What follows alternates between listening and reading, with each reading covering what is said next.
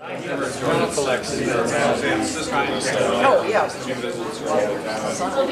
I don't know because I have most of them. I have movies, which I've given Eddie. One of the movies Ed has drawn pictures. Harvard showing you Because they're on permanent loan and Japanese standing along there. plus all the school books, 8 to 5. So there are about 100 books. And that birthday party on 4th of California was interesting. And then we had a cousin that went down to Arizona. So it's very active ad. It would take about a year to prove all that because they started. And he has Yeah, those are great here. this has the different languages and everything.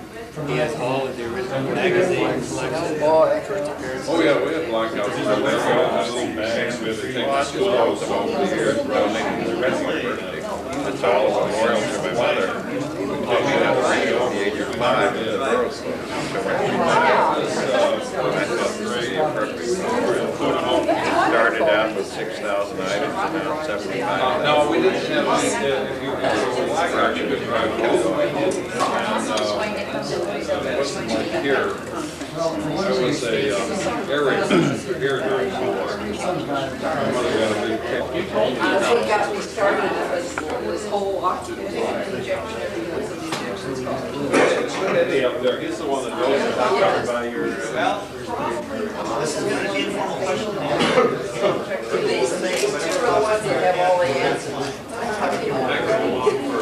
Get over here. Anywhere you live. Get. Well, you were talking and in the way. You can join in. Yes. Which was my We were kidding around and said everybody has their 15 minutes.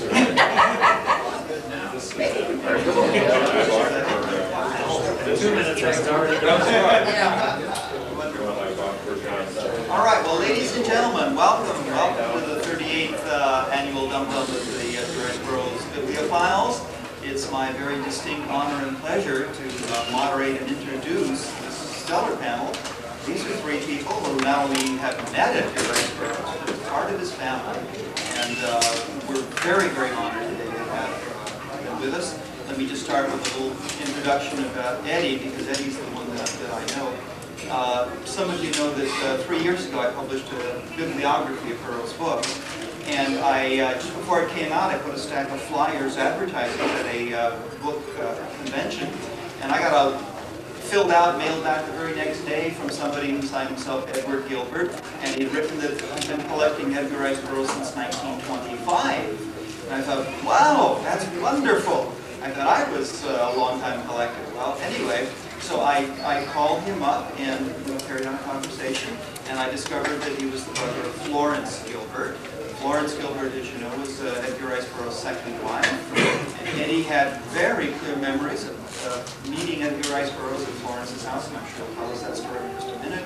And I was absolutely fascinated. We talked a couple more times on the phone, and I suggested that maybe we could do an interview for the Burroughs Bibliophiles, Burroughs Bulletin magazine, our quarterly. And Eddie was open to that, so we drove over to his house one day with a tape recorder and a camera, and we talked for several hours, and he showed me this incredible collection of books, autographed and illustrated, and drawings by Edgar Rice Burroughs, and one even in color with watercolors. And I said, this has got to be shared with the world. And so what I did was we published the interview, and the idea of doing the collection came up as the Dum-Dum booklet. So any of you who purchased the full price membership got a little booklet full of these reproductions of incredible art, and he has more, but these were some of the very, very best ones. And having said that, Edward Gilbert was born in Chicago, came here, 4 years old? 5, all right, from Chicago. His sister Florence was invited to, encouraged to be a film star. This is 1918? Age of 14. She was 14, but it was 1918 maybe? It was 1918. Yeah, and so she was in silent films, and she married a director, Deerholt, and their marriage came dissolved in the early 1930s. And then Florence and Edgar Rice Burroughs were married in 1935. 35, yeah. And at that time, Eddie became the brother-in-law of Edgar Rice Burroughs, and Florence's two children had Edgar Rice Burroughs as their stepdad. Having said that, I'd like to let Eddie introduce his niece and his nephew. Eddie? My niece, Cindy Cullen, who is his sister's daughter, and my nephew, Lee Chase, who are my niece's, my sister's son. And they came into this world back in 1929 and 1931. I remember them as little babies. And it's hard to believe that they've grown up so much. Well, I turned 70 last weekend, so that's 60 years ago that we were talking. Gee, I'm only 39. Well, Cindy was quite a bit younger. But I can remember those days very, very well. It was the middle of the Depression, not that there was any depression in the Burroughs family, but I don't know really what you had scheduled today, mainly questions and answers. We're certainly glad to try to remember anything we can of any period that we were a part of that. Well, mostly when you were in Hawaii, yes. We went over to Hawaii. I remember we were very excited about going to Hawaii. That was quite a paradise in those days. We went over on the Matsonia. There was 3 ships that went to Hawaii in those days, all owned by Matson. The Lurline, the Matsonia, and the Monterey. And we went over on the Matsonia. I remember having the fanciest suite on the boat called the Lanai Suite, which in those days had an actual lanai out hanging over the ocean. We thought that was great. Well, Mother didn't think it was so great. She thought there were sharks and things down there. But Ebby, as we called him, you might guess, had all the personality in the world, and everybody on the ship, of course, wanted to be his friends. We didn't, but the Mother and Ebby ate at the captain's table every single night. Normally you're invited one night, but they were there every night with different people. Landing in Hawaii, I remember the pilot boat coming out full of people, reporters and all, and flower lays. Literally, neither one of them could see over staff. We have pictures with them somewhere. Yeah, I do. It lays up to their noses. Yeah. And Mother had a white dress that, when she finally got out of the flower lays, was totally stained, with the crushed flowers. Little things like that come back when you're reminiscing. The first home over there was at Kailua Beach on the windward side of the island, the far side of the island. It was quite remote in those days, right on an absolutely beautiful beach. You could see 10 miles in every direction. In fact, Suzanne, my wife's sister, lives there now, further down, Ranikai. But we had a fairly simple home there. Ebby had a room in the garage, which was his office. And there was a workbench with a vise on one end and his typewriter. And we're not to go in there in the mornings because he worked every morning till noon and sat on a wooden box, by the way, a crate that I think books came over in. I could picture this. There was a window in front of him, his typewriter, the workbench, and the wooden crate. And as I say, he worked every morning from, 6 till noon, we'll say. And on the shelf next to him was every book he'd ever written. And of course that was a gold mine for me because I was 9, 10 years old and just really getting into it. So one time, one right after the other, I thoroughly devoured every single book that he ever wrote. And was fascinated by him. In my case, particularly with John Carter. The The Navy was a big part of his life. As you may know, he was always enamored with the military, and we had a constant stream of admirals and staff cars and drivers coming down the long, long driveway for cocktail parties on the beach side of the house, Little Nine.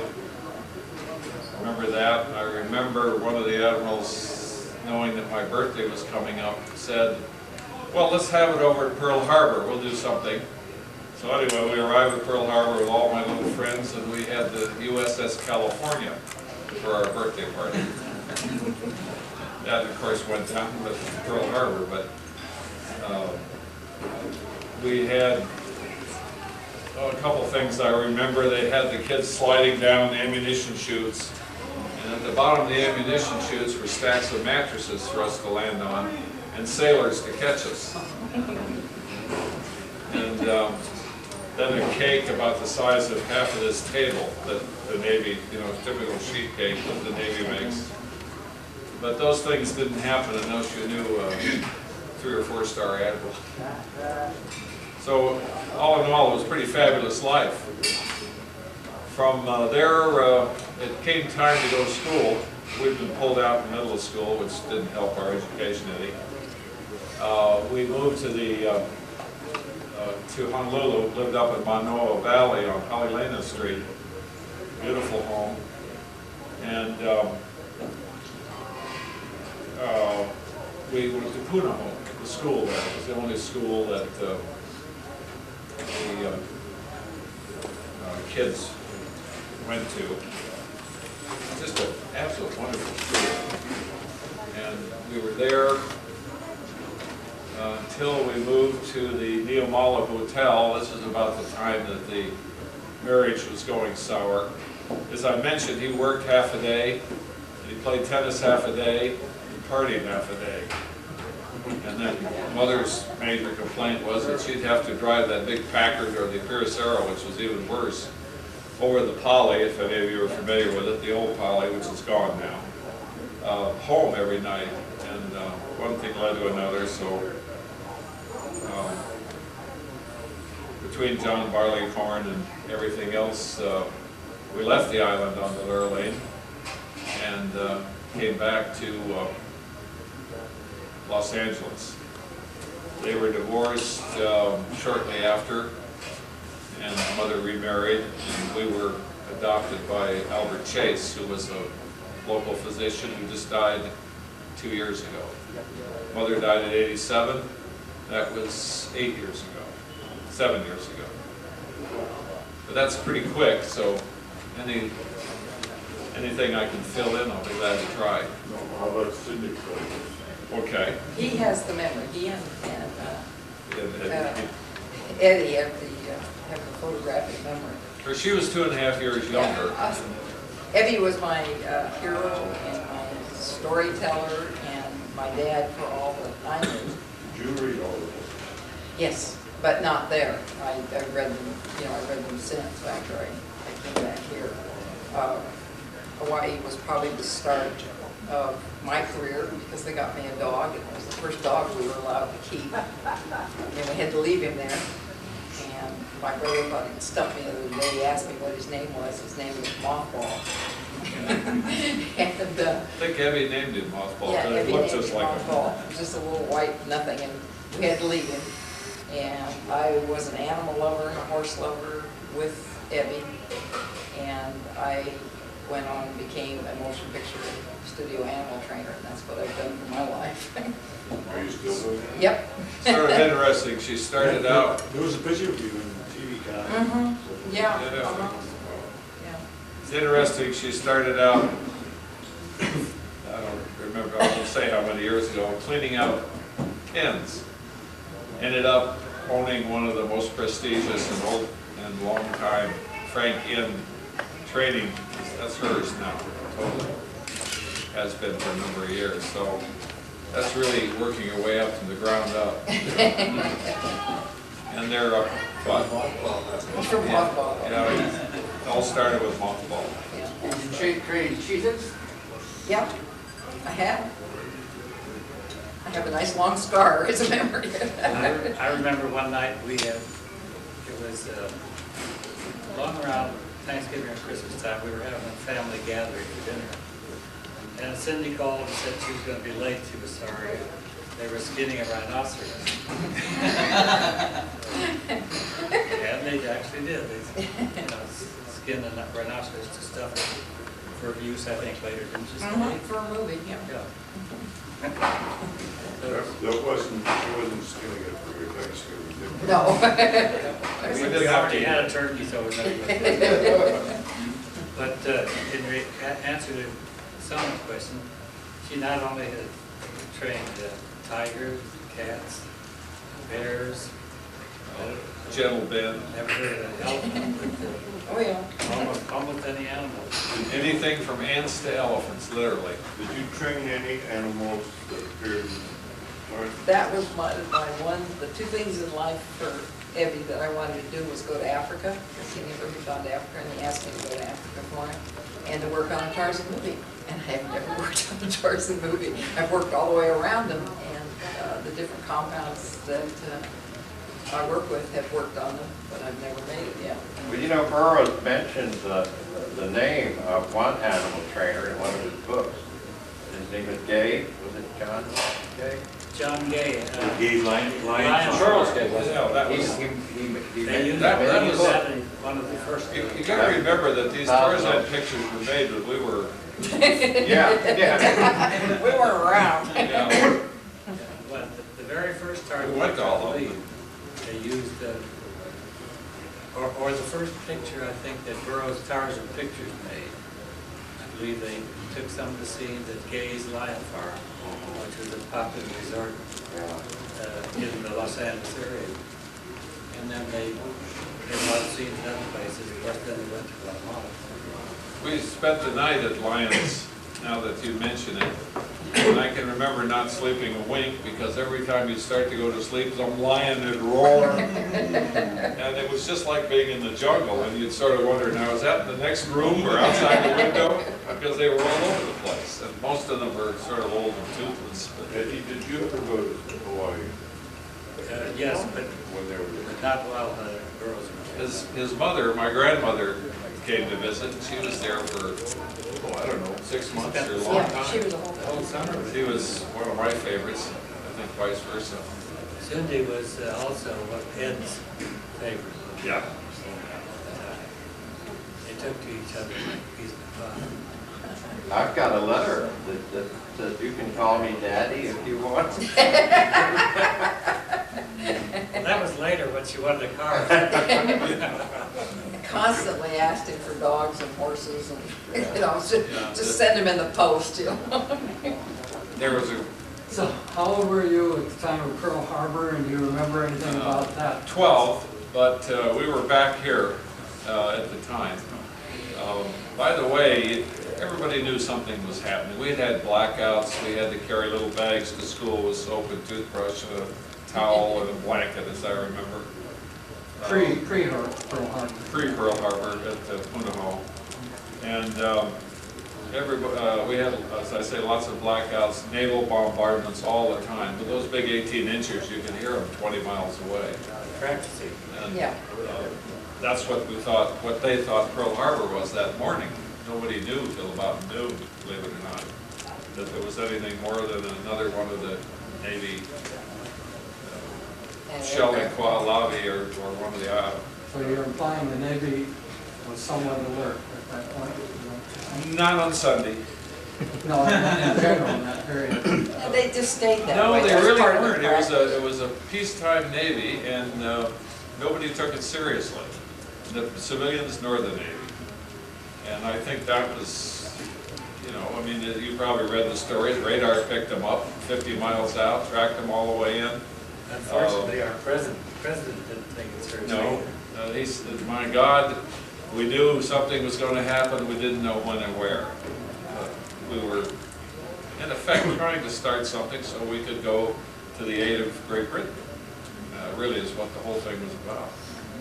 So you probably all read reports on it ever since, but we were going to go to war with Japan. We knew it. We didn't obviously know they were going to sneak up on Pearl Harbor like they did. And, nor were they going to go almost all the way to Australia. We had never thought that they would get to the Philippines or anything. But, Why they started it and didn't go ahead and take Well, Hawaii, they- I don't know, they couldn't have it. yeah, well, there was a couple of troop ships, they could have had the whole place.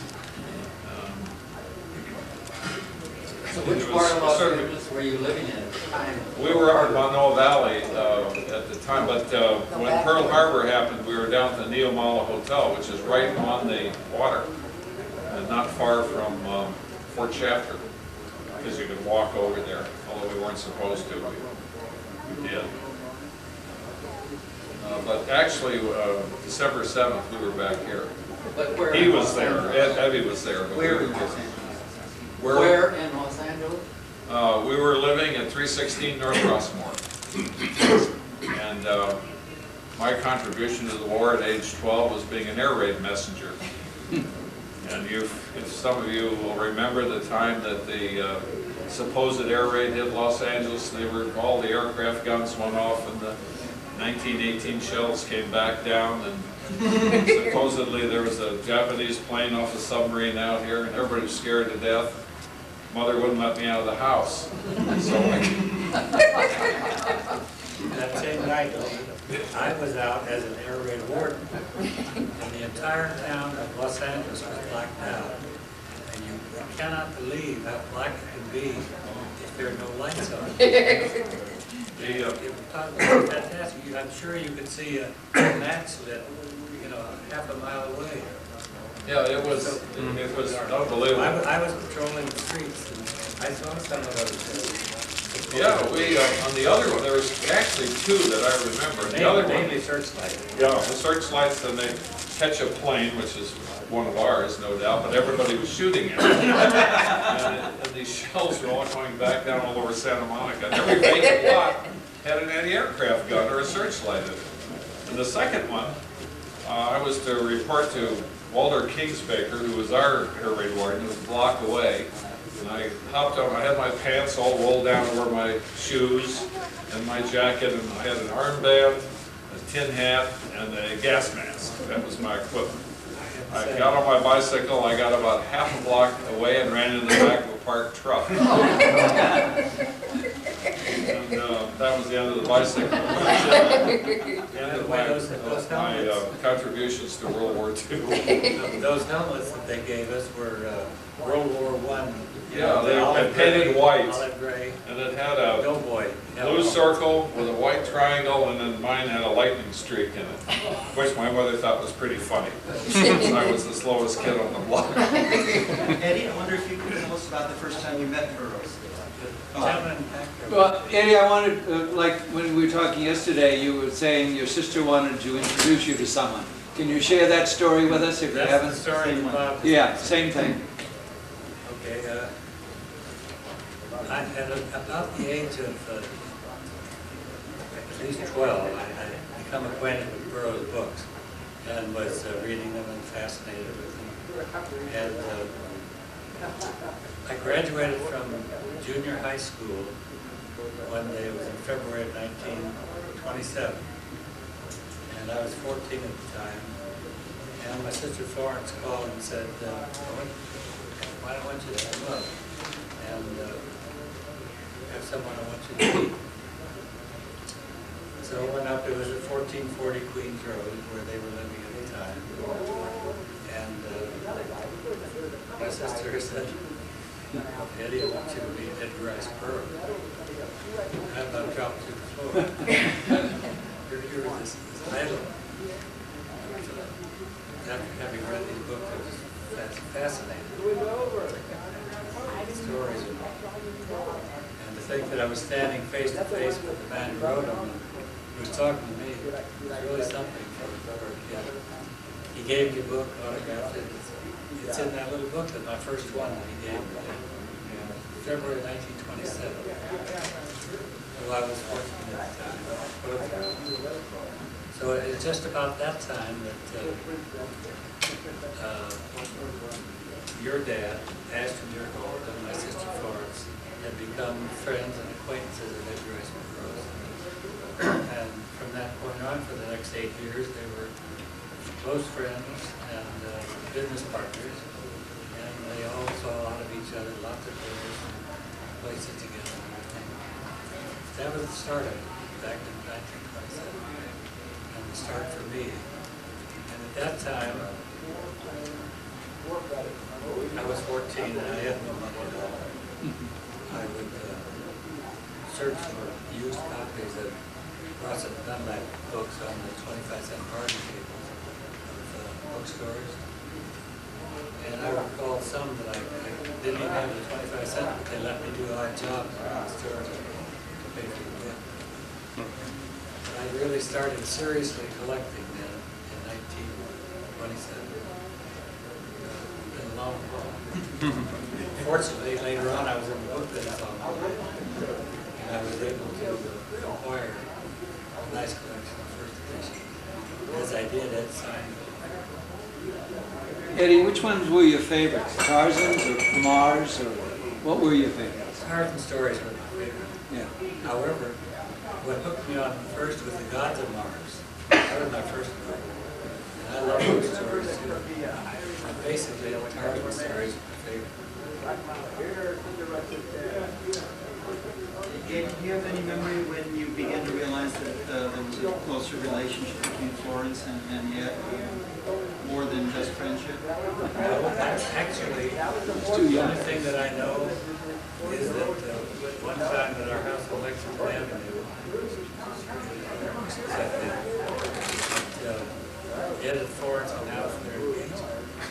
And that was your first. Because they were going to get married, and they were 4, 5, or 6 months later. That's the first that I knew that was anything more than just a friendly relationship. But I did know she had gotten divorced and that. I was there, as a matter of fact, the night that Ashton and their dad came back from Guatemala. And he brought the young lady, Eula Holt, who was the star of the show, with it. And that didn't sit too well. Wanted them to all live together happily ever after. Yes, so all of this Go over. Didn't work out. all of this led to the dissolution of both of their marriages as we probably ever read. In the meantime, they were friends, kept coming to be friends. That right led to live fortunately married. That awesome period. How many films were made for the Ashton Deerholt, the Burroughs Tarzan movies production? Well, he made one trip, but they made 2 films out of it. There was so much footage that they took, and he did such a marvelous job down there on the horribly trying conditions. And they first planned to have it as a serial, as the New Adventures of Tarzan, as a serial. And I guess they probably released it that way too. And also they released it as a full-length movie. There was enough footage left. 3 years later, they put it together as a sequel. We called it Tarzan and the Greek Goddess. But it was all made by Ashton Deerholt at the same time in 1935. I remember one of the actors died on that, during that film, and Ashton Deerholt took his place because there wasn't anybody else. I know he got ill very shortly into the picture, and his dad took the place of the character. Of course, he was an actor anyhow. He was an actor. That's a controversy that there never was an actor called Don Costello that Ashton Deerholt substituted for. Well, Bruce Bennett, Don Costello was Ashton Deerholt's stage name. I really don't know anything about that. He intended to play the role all along. The character that Ashton substituted for was the bad guy. Yeah, right. Yeah. But Yeah, he always Ashton- played the bad guy. Ashton was not only an actor and a producer of movies and a director and all, but he was an old-time race driver. He used to have marvelous cars. He would drive me around Duesenberg. He had a Mercer. Suiza. He had a huge, big old Fiat, a little Fiat summer. This was a Fiat that looked like a boat. And a great big touring car and all. And I think he had his off-cylinder Packard too. He definitely was an auto buff. But he was an all-around adventurous sort of man. Marvelous to me, he took me on many, many trips with him when he made movies. He'd take me for a week or two at a time. And he was great to me. I loved him.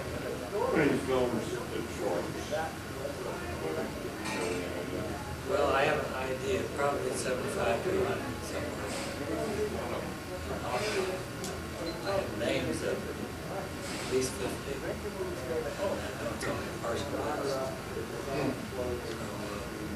So, her best known one was the Johnstown Flood in 1927. I've got a copy of that. Now, yeah, I got that copy from the Eastman House. Has that ever been put on video? And, well, I have it on It's video. not generally It does, but it's not commercially on video. Hugh Neely, you all know who Hugh Neely is? Yeah. The owner of Timeline Films, you know, and he produced the You Lucky Girl show in Palmdale. And he's a good friend of mine. Through him, we established a lot of the early photographs and pictures and playbooks on movies with the Academy Motion Picture Arts. But previously it had nothing on Florence Gilbert, even though she had done probably 100 movies. But Hugh also knew someone at the George Eastman House, and all of the Museum of Modern Art, all the people who silent movies. And this friend of his gave him a copy of Johnstown Flood, which was the only full-length feature that they had in Lawrence's. And I made copies for Lee and Cindy. They had a documentary of it, and I think there was a film clip or two in that documentary. Was there from Johnstown Flood? We had a can that had the film in it, or part of it, the part she was in. Well, that turned out not. Yeah, well, no, but any place I'd take it, they wouldn't even come. They said, well, we'll meet you in the parking lot. You know, they wouldn't even open the can. Oh, sure. Yeah. We all thought it was part of the Johnstown Flood. Until it was a big old Eastman Kodak, 35 millimeter, about this big, reel of film. And on nitrate film, which as you probably know, is very, very explosive. And half of the old decent silent films have disappeared because they were on nitrate, they burned, and there were several big fires in laboratories and started. But we were interested in having this copied on the tape so that we could see it. And nobody wanted to touch it because of the nitrate. You know, we had to go to some specialized way. Well, it turned out that the George Eastman House, in return for giving us that tape of Johnstown Flood, I thought we should give it to them, which we all agreed to do. But before we gave it to them, I opened it out and looked at the leader strip, and it said, the director was George Marshall, Florence Gilbert, and the date was, I think, about February of 1923. And it was only a partial reel. It turned out about a third of a reel. So I got to thinking, Florence got the part as the Van Bibber girl in a series of Van Bibber comedies that Fox did in the 1920s. They did about 7 of them. And she was the lead in all of those, and Earl Fox played the part of the man lead. And George Marshall directed them. Well, the first Van Bibber comedy came out in, let's say, August or September of that same year, 1923. And knowing Marshall was the director, I thought, I'll bet you that this is a film test they made of Florence to see if she qualified to take the lead in this movie. That's what it turned out to be. But the George Eastman House has it. Someday they got around the process, we were going to send this copy. Did you mention that letter from Mary Pickford at all? They might be interested in that. For Florence. They have, in 1918, my sister Florence was a beautiful, beautiful young girl. She was 14. She looked like 18 or 20. And she was gorgeous. She had long, that hair and everything. And she resembled greatly Mary Pickford, who was the reigning queen of the movie. So my mother wrote a letter to Mary Pickford, and I sent a picture and said, asked her if she thought Florence could do well in that movie. And Mary Pickford wrote back and said, yes, I think she would. She had the qualifications. So that's what turned my tide, and they came out here in 1918. My mother came out with Florence. She immediately got work in movies and worked for 10 years after that, ever since. And since it all worked out, a few months later they had my sister May and me come out. We were still in Chicago. But my dad stayed in Chicago, and presumably to sell our house. But as it turned out, he lingered and lingered, and probably stayed for more reason than that. And eventually it turned into a permanent stay and eventually divorced. But Mary Pickford was responsible for our coming out here in 1918. Very nice of her to talk about that. Still have the letter. You didn't comment on his love of cars at all. Edgar Edgar Rice Burroughs and his love of cars.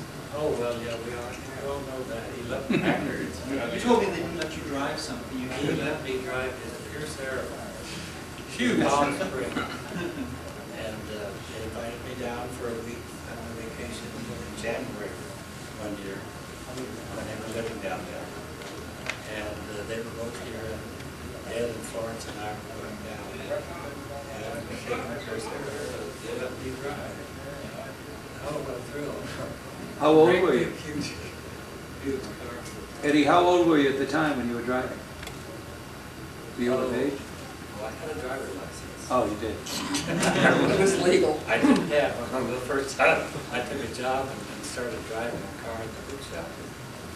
But, well, let's see, that was up in the, might have been up in my 20s when that happened. He drove big cars, he drove them too fast. Huh? He hit a hog once going to Palm Springs, but his cars were so big it just kind of made ham out of the engine. The Pierce Arrow was a roadster. It was just a monstrous thing. It had a whole special door on the side where you put your golf clubs, and a rumble seat, huge rumble seat. And I, of course, always wanted to ride back there. And, sometimes he let us if we were lights going in came the road. up like this out of the fender, you know. Yeah, the front the lights. headlights are out of the fender. Fenders, Just yeah. absolutely a mammoth car. It was, even though it was a roadster, it was huge. You had to climb up on the running board and then climb up from there. Of course, So we that were was great. somewhat smaller then. So All leather, of course. He had a cord. He had the Pierce Arrow that I remember. And then he bought Mother a Packard, which we brought back from Hawaii with us, as a matter of took it fact. over, yeah, brought it back. That same Packard, I remember one day they loaded it on the Empress of Japan and went around through the Panama Canal to New York and then drove it back home. I think he was saying, God, it cost a fortune to ship that car. I think it was $100. With, of course, you bought 2 first-class tickets. You remember that? I had a great picture of that car and Eb on the pier, and I can't find it. I don't know whatever happened to it. I have a great picture of your mother in the car up on top of the Holly, sitting up there. That's your mother. That was your favorite drive. She hated that. She hated that. Beautiful colored picture. Anything Who else had the that bus? Who had the bus that you went and you lived on for a while? What's he saying? Who had the bus that we lived in for? Ashton? Oh, that was Ashton Deerholt. This was way back, and it was a converted white bus. And the reason I remember Muddy, as I called my grandmother, her name was Maud. And my mom and dad, my sister and I, and my grandmother going on a trip down through the desert. We got back as far as Palm Springs, and the dual wheels on the broken axle, the dual wheels on the right side fell off, went rolling out across the desert, if you can believe that one. Bus crunch. But to give you an idea how old I was, my grandmother used to bathe me in the sink. So it was a long time ago. I recall watching them work on that while they were remodeling it. It was a typical old-fashioned street bus, like you used to ride around town. And probably, what, about a 20-passenger bus? Yeah, it was like a highway bus, like an old Greyhound, you know, with a hood out in front and 2 spare tires, and then the little railing around the back, sort of like a train. So they had one of the first really Motor homes, I guess you'd call because they it. tore out all the seats, everything, and actually built. They had a man carpenter who worked with them constantly, and he built in the cabinets and the sinks. Anyway, for great lovers of the desert, still am. Funny thing that, let's see, about 15, 16 years ago, I did exactly the same thing with an old Greyhound bus. And not thinking of that at all, I just figured I could build a better motorhome than I could buy, so I did. We kept it all the time the kids were growing up, and then I went to Saudi Arabia for 3 years, so I sold it. Anyway, that would have been back in the early 30s. Okay, and where they built it, where they did this work on it was in Palm Springs. That's where they built it. And another thing I recall about Palm Springs, at the same time, was that they were members of the racket club there, which had just been formed with Ralph Bellamy, Charlie Farrell, and we went over there. Alice Marble. Alice Marble was the reigning Queen of Tennis at the time, and her character was named Tennant. Do you have any memories of Ed and Florence in the film community at all, with actors besides Charlie Farrell and Bellamy? No, they're the only ones. Bellamy's lived next door to us when we were at the Sunset Plaza, which the book calls Sunset Terrace, which it wasn't the name of it. We call it Sunset Grove, which is wrong.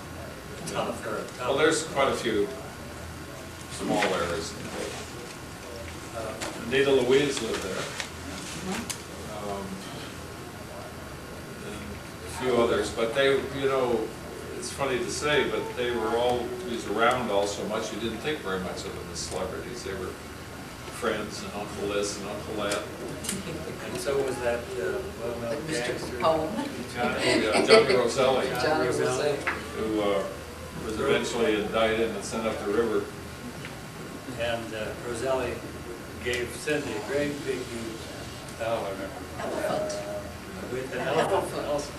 He was Elephant with red pants. a real Chicago gangster. He'd come along, he always had a couple of aides, you know, with him. And he'd say, Is that what they call them? here's some money, go get the kids some presents. My mother would say, well, you don't really have to do that. I want to, you know. He was I remember ended up having, I think it was all the longshoremen and all here, which is an extremely strong union. And Didn't he get shot up and everything else get killed up? he didn't, he should have been. Did you have much contact with your father after the divorce? No. Of course, we were gone, we were in Hawaii, there was no contact. We came back, he had developed a, similar to the farmer's market called Marketville up on 3rd Street. And I remember Mother and Cindy and I, we went to see Marketville and visit him. And that's the only time I can remember after the war. And I mean, after we came back, I'm sorry. Then he died during the war, I think it was 44, 43 or 44. When did he die? He died that early. He was He had only a in the stroke, 40s, yeah. and he was on a cane, and many stroke victims are. And, One other little follow-up. the girl that he fell in love with, Eula Hole, he married Yeah. later after his divorce from Florence. I was just gonna ask what happened to her. Well, I don't know, I met them once when they were living at 806 North Rodeo. Ashton and you were over for dinner one night. I don't have any remembrance of her, but then I wouldn't imagine she'd be around much where we were. They remained good friends. Didn't mean to bring up something. No, not at all. It's just, we just, Do you know whether, something we knew nothing about at the time. do you know whether she made any film book, made any more films after? Never heard another thing. Well, we have film stills of a documentary that they made called Tundra. That she was in? Well, it's a shoe documentary, but it had the Deer Hole part and production like that on the, underneath the still. I saw something years ago in like TV Guide that had her name. It was one of the actresses, and that's the only time I think I've ever heard of her since.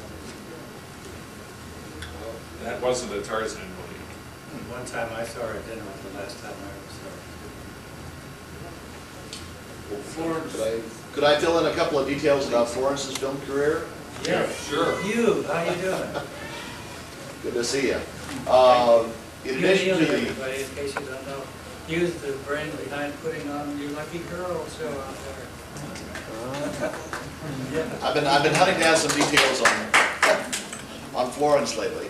And in addition to the short films, the Van Bibbers that she made, the comedies with Earl Fox, she made at least 19 feature films. Most of them were low-budget westerns. And one of the errors in the Tolliver book, Tarzan Forever, he indicates that he believes that Florence and Ashton met in 1927. They clearly must have met before that, because as early as 1924, she was in films that Ashton was either producing or starring in. These were the low-budget westerns. Later on, she did make some feature films for Fox, the most famous of which is The Johnstown Flood. But she also made a Buck Jones western with Fox, where she was the female lead. And that particular western, which is now a lost film, was directed by W.S. Van Dyke, who, as we all know, about 6 years later, directed the sound version, the Weissmuller version of Tarzan, the Ape Man. Just recently, none of her films I knew of until recently were available commercially on home video, but just recently Eddie turned up some advertising material for a film that no one had listed in her filmography prior to that, in part because those few references that there are to that film do not list any of the actors, any of the female actors in that particular Western. It turned out to be a low-budget Western produced by a company by the name of Sunset Productions, starring Jack Hoxsey, who was a fairly well-known Western star in the early 20s. And it's called Backfire. It was made in 1922, and it turns out to be available from a little company called Sinister Cinema, which is a mail-order house. And I just got a copy of it, and I'm going to give it to Eddie right now.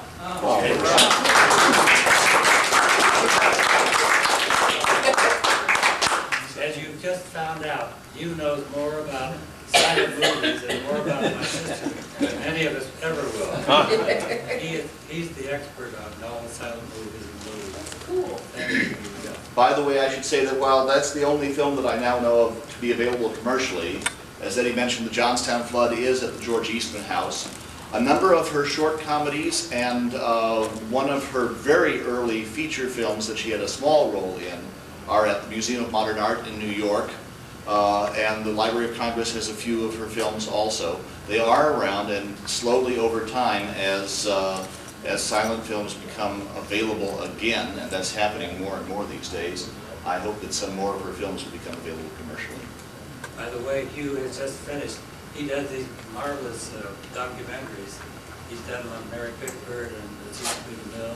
He just finished one on Clara Bow, and he did an excellent one on Louise Brooks. So he's a real expert on silent movies.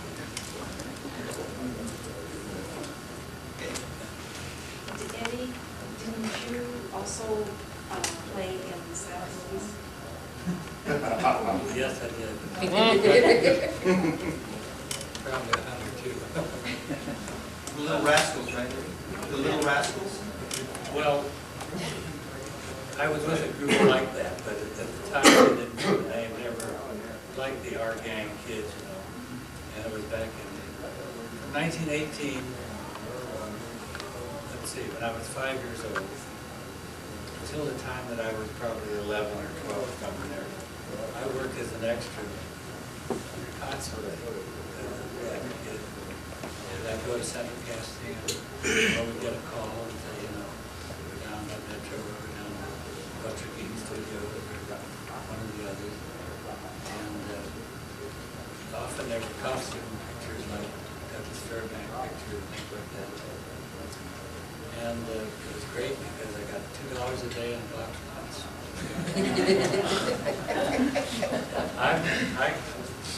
My sister and my mother, all three of us went out on extra calls. Florence was always the star. She was always the feature in everything she did, but all of us were always extras. Except I had one or two little parts where I had a fairly good part in it. And did you have any memories of Catalina Island and being Burroughs or John Coleman? Yes. One time when Ashton Dearfold was making a movie for producing a movie for Warner Brothers, and it was some sea story. I had a big old outrigger there, ship dock at it was at the Isthmus and Catalina. And once again, like Ashton often took me places other than that truck, like Isabella and San Diego Mountain and places. But he asked me to go, and he asked Jack Burroughs to go. And we had a 2-week summer vacation over there at this while Ashton was filming this movie. A great time. Jack Burroughs, the same age as I am. And, we were contemporaries. As a matter of fact, I knew his wife before he did. I used to date her in high school. Jane Ralston. So that was fun. And all because Ashton was so great with the kids and the people. Were the Herman Brooks movies successful at the time, since that was, you know, the third Tarzan in the early 30s? Were they a success? Apparently, the so-so. From what I've read, they were so-so. However, the Green Goddess, I think, did better financially than the other. At that time, maybe it was more accepted, or Well, really an action-packed movie that targeted Green the Goddess. problem was that MGM wanted to put pressure on the theaters not to show it. You're right, there you go, when they brought out the New Adventures. MGM didn't want it competing with their shows around, pressure on the distributors. Could I ask each of you to give me your impressions of Edgar Rice Burroughs' his personality and what he was like? Because we don't know him, and you guys do. Any memories at all? What kind of man was he? Was he humorous? Did he tell stories? Was he difficult to know? All the above. Can you expand on that a little bit, please? He was not difficult for me to know. No, he wasn't. Very friendly, very kind, very generous to me. And great sense of humor. Did he tell jokes? Did he tell jokes? He did, constantly. He had a wonderful sense of humor. And all, you know, whenever friends were around, they were laughing, he was laughing constantly. I don't remember, with rare occasion, of ever being in what you might call a bad mood. A couple of times he'd be annoyed by things, like somebody cutting him off in traffic, which I guess we still do today. But he was big, you know, of course, he was big, he was certainly friendly, had a million friends. Not just because he was a celebrity, because I think people generally enjoyed his company. There wasn't a night that went by, for instance, you asked about Hawaii, that they weren't at a party somewhere. Yeah, it was very social. They were very social. And even before Hawaii, when we were at 716 North Rexford, there were dinner parties several times a week, and then the other nights they'd be out. And he was a great storyteller. yep. And we found out later that he told us of bedtime stories. That was Grandpa Kazink. Grandpa Kazink had a flying, I guess it was a Model T. Oh, of course. Yeah, it had to be flying car and a huge beard, and everything came out of the beard. And the story went on, and we found out later that he had told the same series to his children. So it was an ongoing thing. I was always sorry he didn't put it down in book form. As you can imagine, there was no end to his imagination, and if he started a story, he could go on for days. So is that pre-Chitty Chitty Bang Bang? Lee, and you remember the letter he wrote to you when he was patrolling the shores right after Pearl Harbor, looking for the Yes, I'm sure you have a copy of that too. The letter he wrote about the attack on Pearl Harbor, and what he and his son joined up with we'll call it the Civilian Defense Force. And of course, they put everybody out there with empty rifles left over World War I, and then forgot that they were out there. And of course, they had the Hawaiian, what they called Territorial Guard then, which is like our National Guard. But remember, Hawaii wasn't a state. And it was 80% Japanese, because that was the population of the island. So although we evacuated the Japanese here, they never did in Hawaii, because there wasn't anybody left. The Hollies, the whites, as we called them then, were a very small minority. But there was never, to my knowledge, any act of sabotage or cutting arrows in the cane fields pointing to Pearl Harbor and all these things that you read about later. Most of that was all proven to be totally false.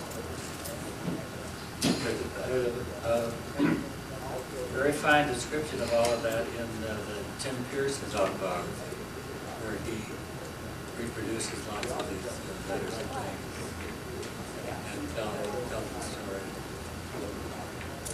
Yeah, I published his letter that he sent back to California saying, "Dear Wilson, please make 1,000 copies of this so I don't have to send it to everybody." Yeah, well, that was it. I remember the morning of Pearl Harbor, he had said that they were playing tennis, and they heard the usual naval bombardments, and as I said before, nobody really realized what had happened till noon, and then it was hard to believe. How long was it before Pearl Harbor that you left? We came home, the Lurleen, by the way, was already painted gray. You know, it had been a big white ship, so that gave you a little clue that somebody thought that we had a destroyer on each side, and we came into San Francisco under the Golden Gate. And this was well before Pearl Harbor. This would have been, Wasn't it about April? well, it was summer, because I remember something about we didn't want to be jerked out of school again.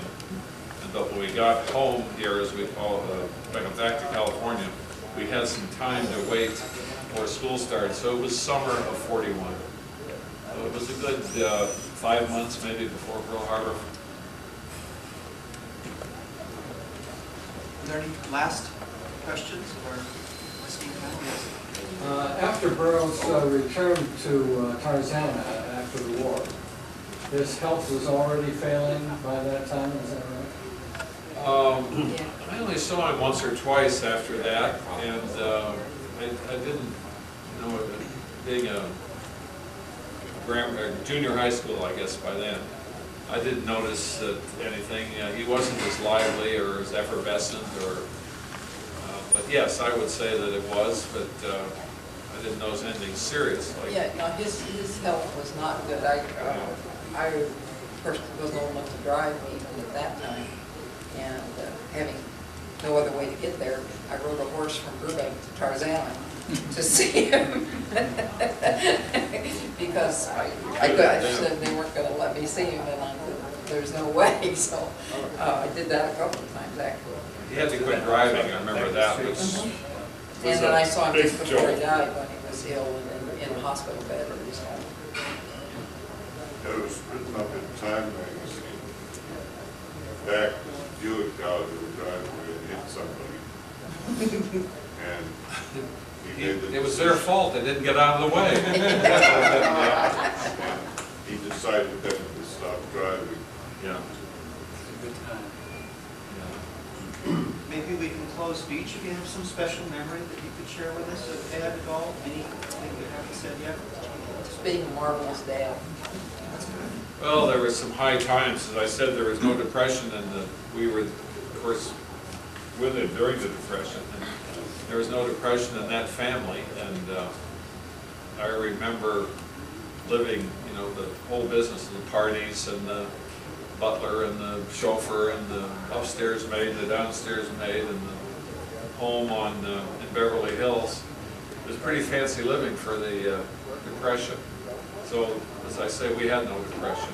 As I got a little older, people would say, well, what did you do during the depression? And I'd go, Drank champagne. you know, and they said, you know, like, what about taxes? And like, you know, what about houses? Like, well, you just go buy one, don't you? I mean, I can nothing remember made sense. we went on trips in that Packard, and there'd be the WPA, you know, leaning on their shovels, and I'd always ask, what are those people doing? I'd say, well, you know, they're on relief. Well, I had no idea what that was. For leaving on this hill. Getting paid for living on their shovels, I guess that was it.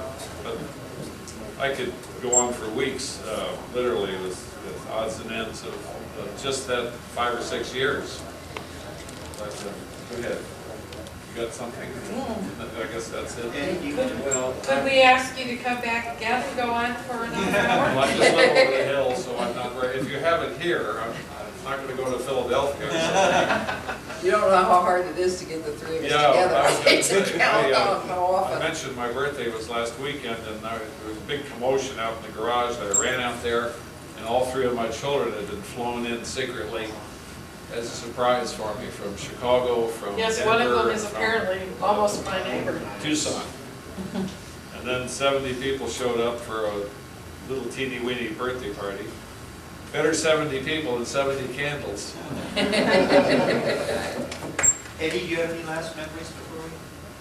well, I have lasting memory, and mine are all pleasant. But, for me, it was a great part of my life, and I enjoyed being with him.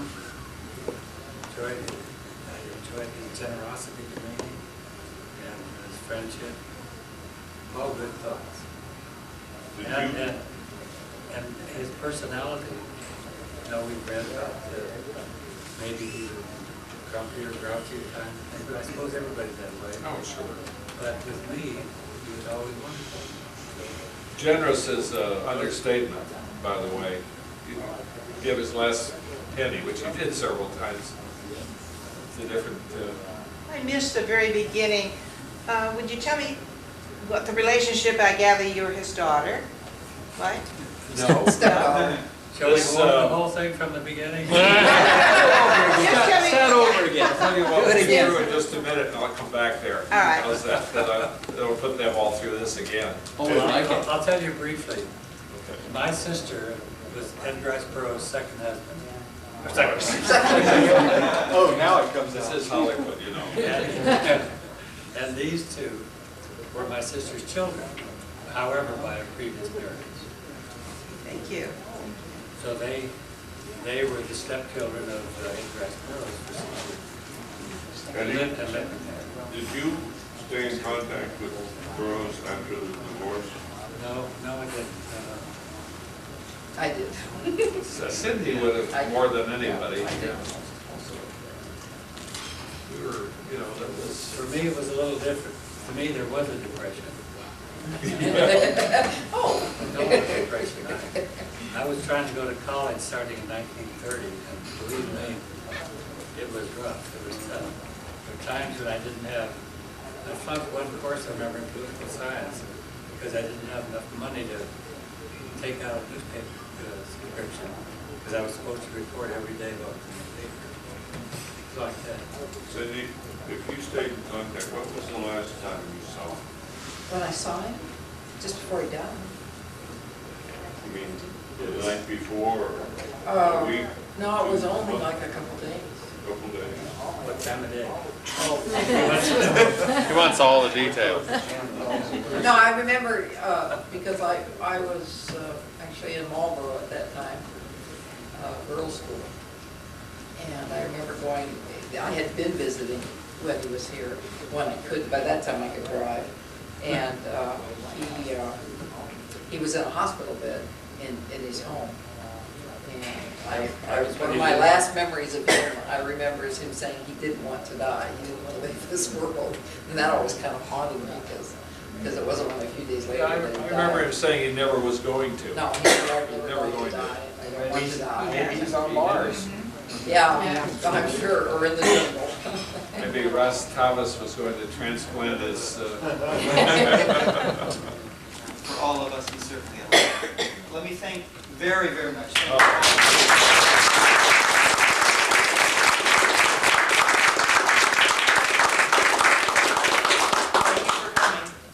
it's been a real pleasure meeting all of you. So much. Oh, yeah, this is great. Brought that watermelon. A lot of memories. George.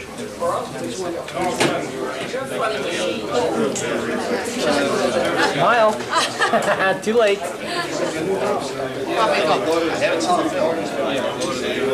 Get all these cameras straight here. What a nuisance. Besides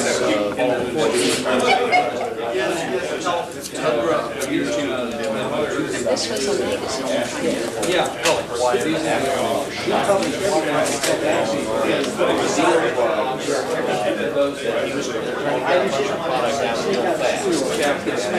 was a magazine.